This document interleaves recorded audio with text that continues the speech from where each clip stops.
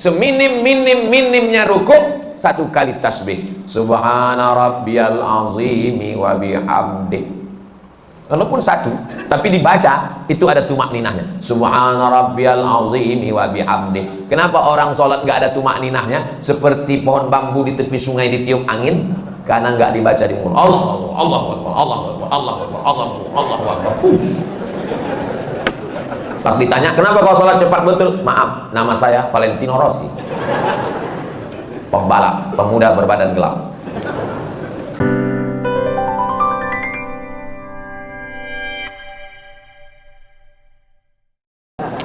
Kita akan jawab beberapa pertanyaan dari tanpa nama. Bagaimana adabnya bila imam setelah sholat fardu membaca zikir yang keras, tapi masih ada jamaah yang masbuk? Tashwish, mengganggu. La tushawwish, jangan kau ganggu orang sholat. Yang dimaksud dengan kalimat mengganggu itu adalah bacaan selain zikir. Ada orang sholat, Allahu Akbar, tiba-tiba dia di samping nyanyi, itu namanya mengganggu. Tapi kalau ada orang sholat, yang lain yang sebelah subhanallah, subhanallah, subhanallah, apakah terganggu?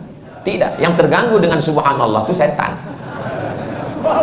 Kenapa? Karena bacaan zikir dengan sholat isinya sama. Aqimis sholata li zikri, dirikanlah sholat untuk zikir mengingat aku. Orang yang berzikir sama circle-nya, sama signalnya. Orang yang berzikir mengingat Allah, orang yang sholat mengingat Allah. Orang yang sama-sama mengingat Allah, tidak saling mengganggu dan tidak saling terganggu. Jadi kalau ada orang sholat, orang sebelah itu berzikir, tapi zikirnya mengganggu, dua kemungkinan. Yang sholat itu setan, atau yang berzikir itu setan. Dia udah tahu bahwa zikir itu tidak terlalu kuat, tidak terlalu pelan. Subhanallah, subhanallah. Udah tahu ada orang sholat, kuat-kuat matanya ke situ lah. Subhanallah, subhanallah. Ini setan. Ini setannya sedang berzikir. Pak Ustadz, zikir setelah selesai sholat itu kan zikirnya sir. Itu menurut mazhab Syafi'i. Zikirnya jahar, mazhab muridnya Imam Syafi'i, namanya Hambali, Imam Ahmad bin Hambal.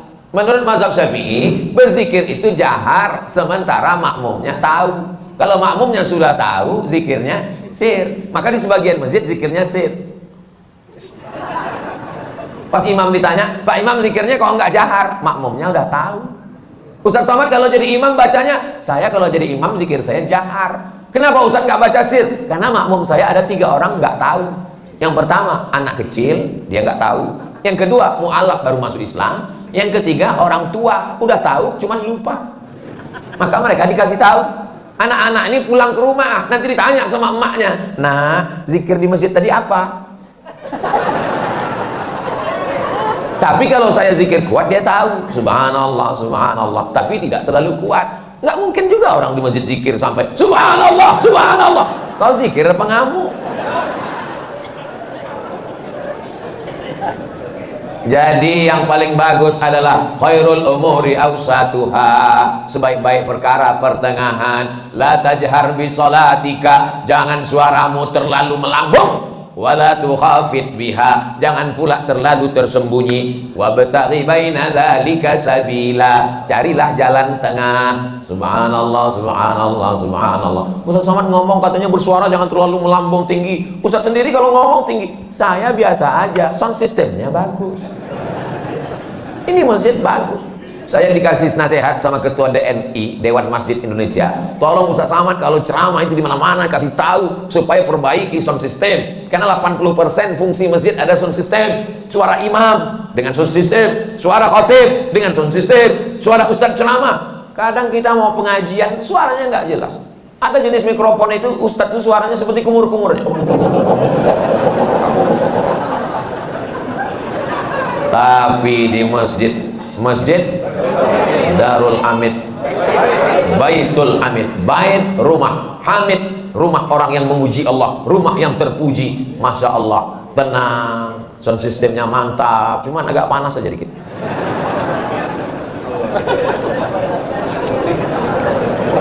Negeri Bima memang luas, pergi memancing ke Pulau Buru. Mengapa terasa panas? Karena Ustadz pakai baju baru. Assalamualaikum. Waalaikumsalam warahmatullahi wabarakatuh. Salam kenal Pak Ustadz. Salam kenal juga. Saya dari Saudi Arabia. Ada orang sholat 60 tahun, tidak ada satupun sholatnya yang diterima karena mereka tidak meluruskan ruku dan sujud. Ruku dan sujud yang bagaimana yang benar itu Pak Ustadz Somad?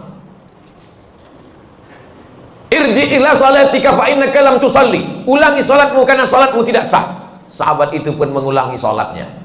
Irji ila salatika fa innaka lam tusalli. Ulangi salatmu karena salatmu tidak sah. Sahabat itu pun mengulangi salatnya. Irji ila salatika fa innaka lam tusalli. Ulangi salatmu karena salatmu tidak sah. Dia pun mengulangi salatnya. 3 kali dia ulang. Akhirnya setelah dia ulang 3 kali, gimana yang benar itu ya Rasulullah? Kata Nabi, hatta tatma'inna raki'an. Kalau kau ruku, rukuknya tumakninah. Makna tumakninah 2. Yang pertama, ada tempo tenggat waktunya. Seminim-minimnya ruku, 1 kali tasbih. Subhana rabbiyal azimi wa bihamdi. Walaupun 1, tapi dibaca itu ada tumakninahnya. Subhana rabbiyal azimi wa bihamdi. Kenapa orang sholat nggak ada tumakninahnya? Seperti pohon bambu di tepi sungai ditiup angin. Karena nggak dibaca di mulut. Allah Akbar, Allah Akbar, Allah Akbar, Allah Akbar, Allah Akbar, Allah Akbar. Pas ditanya, kenapa kau sholat cepat betul? Maaf, nama saya Valentino Rossi, pembalap, pemuda berbadan gelap. Yang kedua, kenapa tidak ada tumakninah? Tidak benar rukuknya. Kalau diletakkan bejana di atas, tidak tumpah airnya. Dia agak-agak demikian. Jangan terlalu tunduk ke bawah seperti kambing lapar dapat rumput.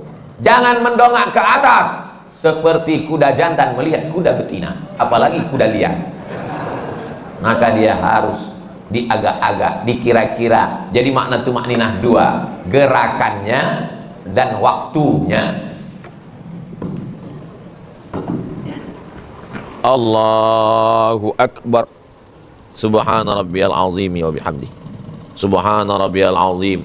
Tidak terlalu menunduk ke bawah, tidak terlalu mendongak. Jangan rukuknya mendongak.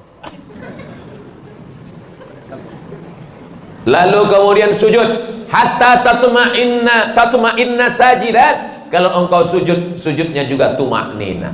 Ujung kaki 2, ujung lutut 2, tapak tangan 2, kening 1. Nggak ada orang keningnya 2. Menempel ke bawah.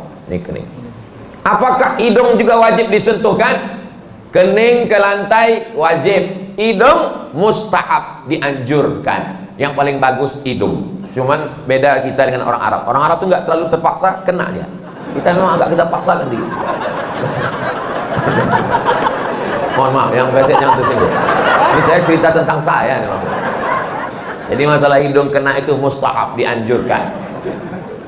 Bagaimana kalau orang pakai peci sampai keningnya tertutup? Ada orang pakai peci gitu. Makanya sebagian orang kadang kalau mau sholat dinaikkannya ke atas. Supaya apa? Supaya menempel ke bawah. Afdalnya demikian. Bagaimana kalau ada orang keningnya tertutup? Maka sesungguhnya kain pada bagian tubuh yang menutupi tidak membatalkan sholat. Mana dalilnya? Karena ada seorang sahabat Nabi sedang sholat, dia ambil ujung jubahnya, dia tutupkan ke atas pasir karena dia tidak mau keningnya menempel ke pasir karena panas, terik, nggak ada sajadah. Sholat dia, pas mau sujud, ujung jubahnya dia sujud di atas. Itu dalil boleh menempelkan ke kain yang menempel ke badan, tapi kurang afdal. Yang afdal adalah menyentuh. Begitu yang diajarkan Nabi. Kenapa orang bisa tasbihnya itu cepat sekali? Karena tidak diucapkan di mulut. Kalau diucapkan di mulut pasti pelan. Subhana rabbiyal a'la wa bihamdi. Subhana rabbiyal a'la. Subhanakallahumma wa bihamdika.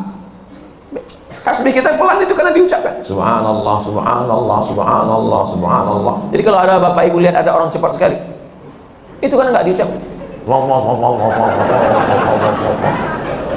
Nggak diucapkan. Bahkan kata Syekh Ali Jum'ah, itu pakai nafas membantu lebih khusyuk, diucapkan walaupun sholat zuhur dan asar.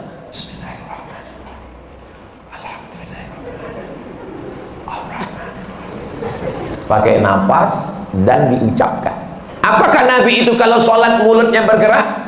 Ditanya kepada sahabat Nabi namanya Khabbab ibnul Arth. Ya Khabbab, ya Nabi itu kalau sholat mulutnya bergerak, ya.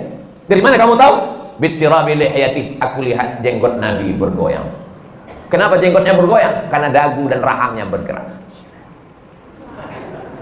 Ini ada orang sholat mulutnya nggak bergerak sama sekali, matanya aja yang bergerak. Sholat apa ini? Ini pertanyaan sederhana, tapi mengkoreksi lagi sholat kita. Yang tidak benar sholatnya karena tidak membaca. Dibaca qiraah itu artinya membaca. Sedangkan orang yang baca mulutnya nggak bergerak itu namanya mutalaah. Itu beda dalam bahasa Arab. Kalau bergerak membaca, makanya qiraatul Fatihah membaca. Bismillahirrahmanirrahim. At-tahiyatul mubarakatus shalawatut thayyibat. Assalamu alayka ayuhan nabiy wa rahmatullahi wa barakatuh. Wassalamu alayna wa ala ibadillahi sholihin. Asyhadu an la ilaha illallah wa asyhadu anna Muhammadan rasulullah. Allahumma shalli ala sayyidina Muhammad wa ala ali sayyidina Muhammad sampai fil alamin innaka Hamidum Majid. Allahumma ighfir li ma qaddamtu wa ma akhartu wa ma asraftu wa ma a'lantu wa ma asraftu wa ma ta'lamu bihi minni anta al-muqaddim wa anta al-mu'akhir. La ilaha illa anta subhanaka inni kuntu minadh dhalimin.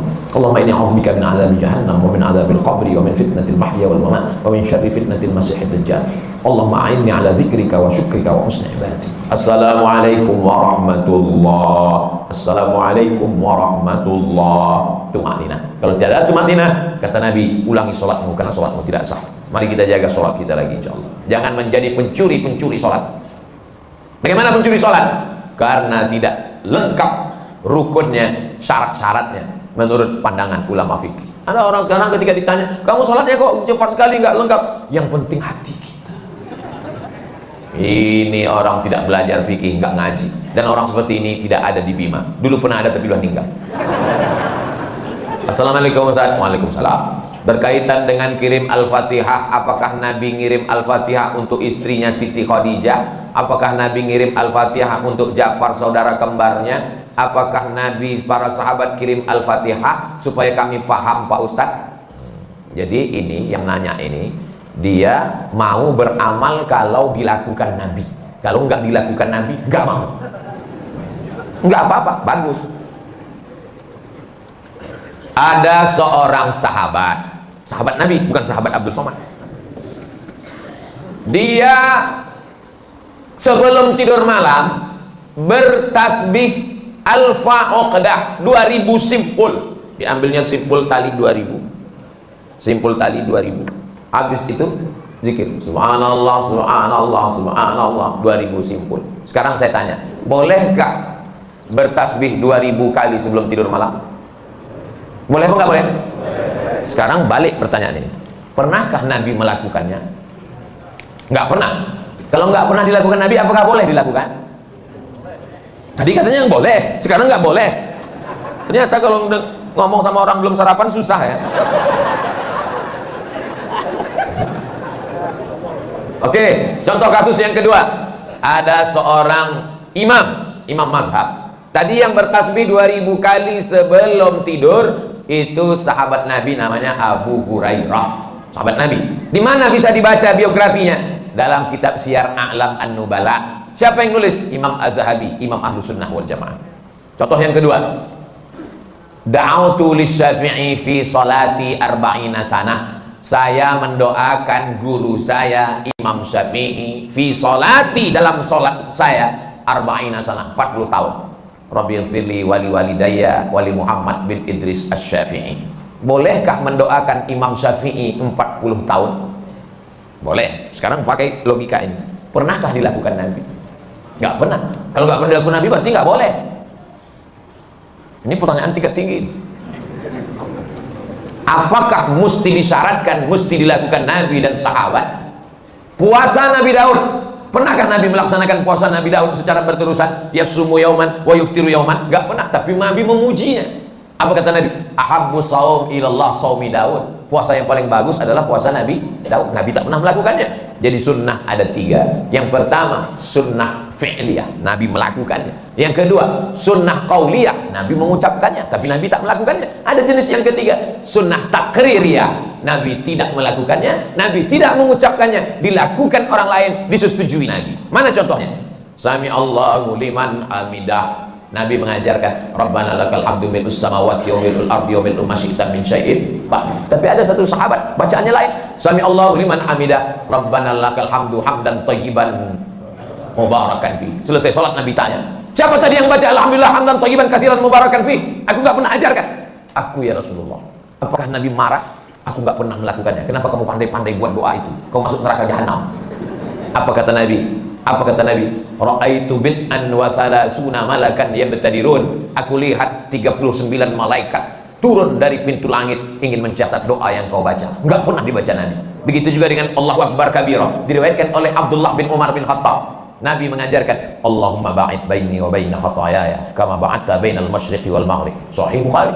Allahu Akbar kabira ada juga dalam Sahih Bukhari. Nabi tidak pernah mengucapkannya. Siapa yang membaca itu? Sahabat. Allahu Akbar. Tiba-tiba ada sahabat di belakang. Allahu Akbar kabira walhamdulillahi katsira wa subhanallahi bukratan wa asila. Titik. Wajah wajhiyya itu iftitah lain. Selesai sholat Nabi tanya, siapa tadi yang baca Allahu Akbar kabira? Ana ya Rasulullah. Apa kata Nabi? Futihat abwaabus sama, terbuka pintu-pintu langit, malaikat turun mencatat doa yang kau baca. Ini jenis takriri. Makanya perbuatan kalau tidak dilakukan Nabi adalah bid'ah. Betul kata Imam Syafi'i, kalau dia bertentangan dengan syariat. Selama masih ada dalilnya, tidak bertentangan dengan syariah, maka dia tidak disebut bid'ah dhalalah, tapi dia disebut dengan mahmudah. Sekarang tentang mengirimkan Al-Fatihah kepada orang meninggal dunia, sampai apa tak sampai?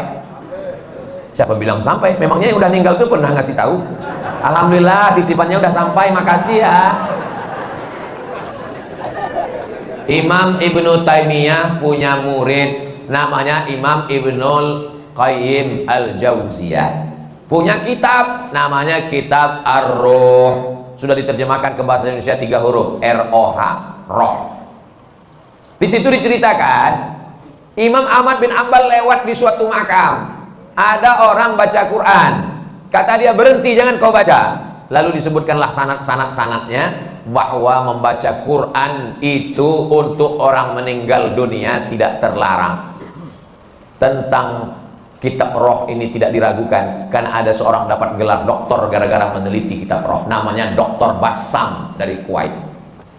Umar bin Khattab punya anak laki-laki namanya Abdullah bin Umar bin Khattab. Dia pesan, kalau aku meninggal dunia nanti bacakan di atas makamku pangkal Al-Baqarah 5 ayat sampai wa ulaika humul muflihun, dan ujung Al-Baqarah 3 ayat lillahi ma fis samawati sampai habis. Pesan Abdullah bin Umar bin Khattab kepada orang nanti kalau aku sudah meninggal. Berdasarkan itu Imam Nawawi meninggal tahun 676 dari kalangan mazhab Syafi'i, dalam kitab Al-Azkar mengatakan, wa in khatimul qur'ana fahuwa hasanun. Seafdal-afdalnya dibacakan sekhatam Al-Quran. Kalau tidak sanggup sekhatam Al-Quran, likulli syai'in qalbun, segala sesuatu punya hati. Wa qalbul Quran Yasin, hatinya Al-Quran adalah Yasin. Enggak sanggup juga, Ummul Quran Al-Fatihah. Itulah dia dalil-dalil orang yang membacakan Quran. Kalau nggak setuju, jangan salahkan orang karena orang punya dalil. Saya nggak setuju, nggak usah lakukan. Yang tidak boleh itu adalah tidak ada ulama satupun yang membolehkan, dia membuat sendiri. Itu nggak boleh. Imam Nawawi, ini Imam Nawawi bukan imam sembarangan. Dia bukan selevel Imam Samudra, apalagi Imam S. Arifin. Imam Nawawi, kalau kita baca kitab pertama Sahih Bukhari, di bawah Sahih Bukhari Sahih Muslim. Imam Muslim muridnya Imam Bukhari. Kalau kita baca Sahih Muslim kita nggak paham, kita mesti baca kitab Al-Minhaj Syarah Sahih Muslim Ibn Al-Ajjaj, Imam Nawawi. Imam Nawawi itu dalam kitab fikih, kitab besar Al-Majmu' Syarah Muhazzab, Raudatul Talibin wa Umdatul Mufti. Saya ngajar hadis arba'in, hadis paling sedikit kecil arba'in, Imam Nawawi. Hatam arba'in naik kitab Riyadus Shalihin, Imam Nawawi. Hatam Riyadus Shalihin naik lagi kitab Al-Azkar, Imam Nawawi. Membaca kitab Mustalah Hadis yang disarah oleh Imam Suyuti, Tadribur Rawi, Syarah Takrib Nawawi. Imam besar. Apa kata Imam Nawawi? Mengomentari hadis tentang pelepah korma. Nabi membelah pelepah korma, ditusukkannya ke makam. Apa kata Nabi? Kalau tasbih pelepah korma saja sampai, apalagi bacaan Quran orang beriman. Nah, jadi pertanyaan ini memang simple, tapi ini ingin menggali dan menguji isi kepala Abdul Somad. Enggak apa-apa. Kalau nggak setuju, nggak usah lakukan, tapi jangan salahkan, karena nanti takutnya di akhirat ketemu dengan Imam Nawawi malu. Banyak yang meremehkan merapatkan shop. Mohon pencerahannya Pak Ustadz. Man qata'a shaffan qata'ahullah. Siapa yang memutuskan shaf, maka Allah memutuskan hubungan dengan dia. 2. Sawwus sufuf, luruskan shaf, fa inna taswiyatas sufuf min tamamis shalah. Sempurnanya salat karena sempurnanya shaf. 3. Fa inna taswiyatas sufuf min iqamati shalah. Sempurnanya shaf, tegaknya salat. Berarti kalau shaf tidak lurus, tidak tegak salat. Yang keempat, la takhtalifu fakhtalafat qulubukum. Jangan sampai shaf kamu bengkok karena hati kamu menjadi bengkok. Yang kelima, kalau ada celah, saddul furaj, tutup celah. Saddul halal, tutup celah. Celah kaki, tutup. Kaki rapat dengan kaki, bahu rapat dengan bahu. Bahu rapat dengan bahu nggak masalah. Bahu saya dengan bahu bapak karena ada lapis, apalagi baju baru ini nggak terlalu terasa. Yang agak masalah dikit kalau kaki rapat dengan kaki, karena nggak semua orang nyaman. Saya kalau ada orang merapatkan kakinya dengan kaki saya nggak apa-apa, karena saya orangnya nggak terlalu sensitif. Tapi ada orang yang kulitnya tipis. Ini kalau kakinya kena, dia seperti kena kecoa. Jadi kalau teman di sebelah kita itu kita rapatkan kaki, dia geser, jangan rapatkan lagi. Karena kalau kita geser, nanti dia geser lagi, dia geser lagi. Imam udah mau waladhdallin, kita masih ngurus kaki. Khawatirnya dia baru tobat kemarin. Begitu kita geser 2 kali, ya dipijaknya langsung. Nah, akhirnya orang kelahi dalam masjid. Jadi pandai-pandai merasakan perasaan orang lain. Nah, ini nampaknya sepele, tapi bisa jadi masalah. Kalau kita sesama orang di masjid kelahi, yang ketawa orang yang nggak sholat. Untung aku nggak sholat. Jadi shaf ini, makanya imam nggak boleh angkat takbiratul ihram sebelum dia katakan sawus sufuf fa inna taswiyatas sufuf min tamamis shalah. Dia tidak hanya sekedar melihat ke depan, tapi dia tengok ke belakang, dia tengok lurus, dia tengok kaki, saddul halal, tutup celah, baru takbiratul ihram. Tapi nggak perlu juga imam sampai ke belakang meriksa satu-satu. Ada dulu sahabat saya, ketua Majelis Ulama Indonesia, dia sholat. Ketika itu ada mahasiswa Afrika jadi imam di asrama. Mahasiswa Afrika ini orangnya masalah shaf ini dia watak. Ada satu yang nggak sabar, maju dia ke depan. Allahu Akbar. Nah, ini namanya imam kena kudeta nggak berdarah. Apakah makmum itu sudah tahu bacaan tentang luruskan shaf? Tahu? Bacaan tentang sawus sufuf itu hampir semua orang Indonesia kan tahu kan? Luruskan shaf, tahu semua. Kenapa diulang imam setiap mau sholat? Menunjukkan manusia ini lupa dan lalai. Belum pernah pengalaman saya sholat di masjid, tiba-tiba imamnya ngomong, jamaah saya nggak perlu menyuruh meluruskan shaf, kalian udah tahu semua kan? Menunjukkan manusia ini selalu lalai tentang shaf. Maka luruskan. Qadamun biqadamin, mangkibun bimangkibin, mangkibun bimangkibin, bahu dengan bahu, kaki dengan kaki, lurus. Allah. Sekarang enak ada sajadah. Zaman Nabi mana ada sajadah? Bagaimana cara meluruskannya? Bahu dengan bahu, kaki dengan kaki. Innallaha yuhibbul ladzina yuqatiluna fi sabilihi shaffa. Allah suka melihat kita lurus shaf, ka'annahum bunyanun marsus, seperti bangunan yang kokoh. Karena kalau rapat, setan tidak bisa masuk. Itu filosofi lurusnya shaf. Mohon doakan remaja Masjid Baitul Hamid agar istiqomah, Pak Ustaz. Semuanya, bukan yang remaja. Yang tua pun bisa juga gak istiqomah. Ini kadang anak-anak muda ini husnuzonnya keterlaluan. Disangkanya kalau udah tua istiqomah. Ya. Oke. Mohon doa Ustaz, semoga usaha warung magnet rezeki berkah saya diluaskan dan dilancarkan. Inilah orang yang paling pandai mengambil kesempatan. Mumpung orang ramai, doanya dapat, iklannya dapat. Mantap. Nanti videonya dipotong, diupload ke Instagram. Rezekinya tapi untuk bukan pribadi, membantu umat dan membantu pembangunan masjid kampung saya. Allahu Akbar. Mudah-mudahan adik-adik anak muda punya channel YouTube, hasilnya untuk buat bangun masjid, pondok pesantren, tahfiz Quran. Amin. Terima kasih. Barakallahu fiik Ustaz. Salam alumni 212. Ada lengkap semua. Masya Allah, tabarakallah. Tapi dia nggak ada nanya, cuma itu aja. Itulah kajian kita pada subuh yang penuh dengan barokah ini. Mudah-mudahan kita diberikan ketenangan batin, anak cucu kita istiqomah iman dan Islam, diberikan Allah rezeki yang melimpah ruah supaya kita bisa bangun masjid. Al-hazin niat untuk niat yang baik-baik ini. Al-Fatihah.